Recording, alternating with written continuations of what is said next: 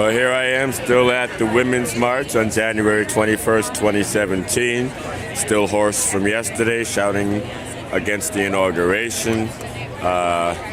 And I'm noticing that there's a weird color to my video, but I'm going to continue nonetheless. And I've moved from standing on that sign tower to standing on the ground.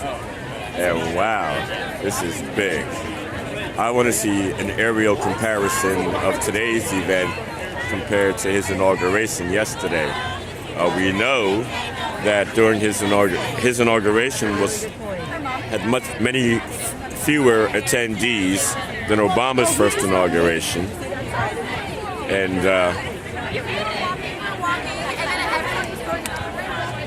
it's a dreary day.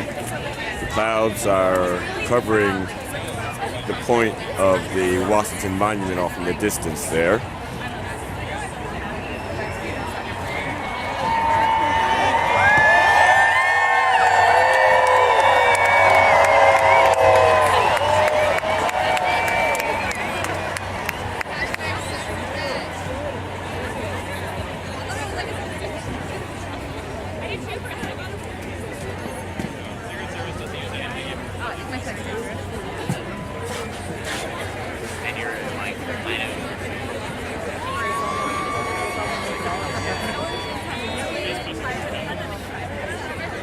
Now, every year on January 22nd, the anti-abortion people come through D.C. I'm not sure if they plan to be here tomorrow. I'll Google that later on today. But if so, it makes for three big events, 3 days in a row. Trump's inauguration, today the Women's March, and tomorrow, if they have it, the anti-abortion march, which is always staged by the Catholic Church on the anniversary of Roe v. Wade. And I'm coming through, and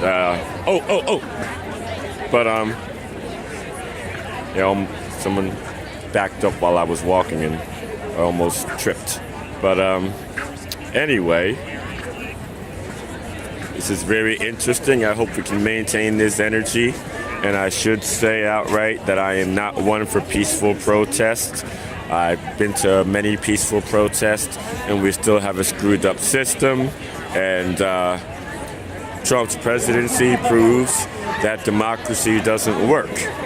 I'm not sure how much damage he's going to have to do before people finally get that message.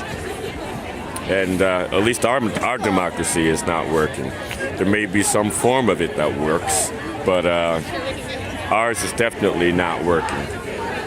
And so hopefully people will continue to inundate him with their demands and put pressure on him. But easy. Are we having a duel? You shooting me while I'm shooting you? That's right. Okay.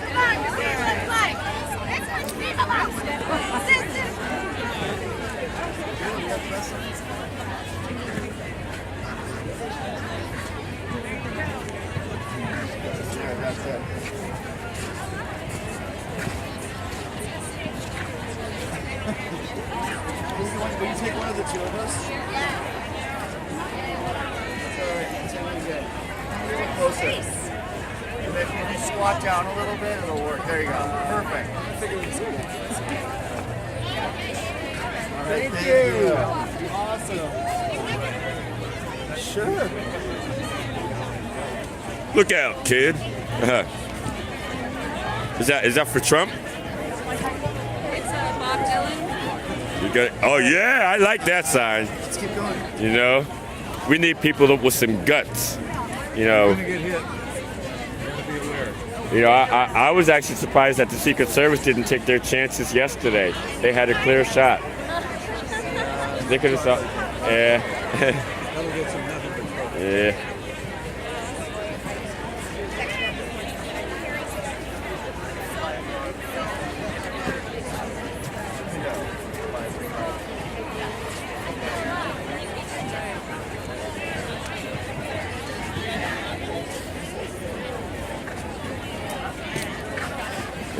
sooner or later, we're going to have to get past these peaceful protests because they really aren't getting us anywhere. I've lived in D.C. for a while now, since the summer of '05, and I've seen a lot of peaceful protests and no sufficient systemic change. We need to do like we did in the 50s and 60s and 70s, even on into the 80s. But, where people got a little riled up and they sent out a very strong message and forced change. You can't force change by being softer and sweeter than the powers that be. I mean, your average cop knows that. They always try to be one up on the person that they're trying to arrest. So if you use your hands, they use their baton. If you use a stick or a knife, they use their gun. Okay, it's a one-up rule. We need to be one up on the administration. Of course, they have the military weaponry, but we need to find a way to really hurt them. In the South, in the 60s, in the 50s even, they hurt them with the sit-ins and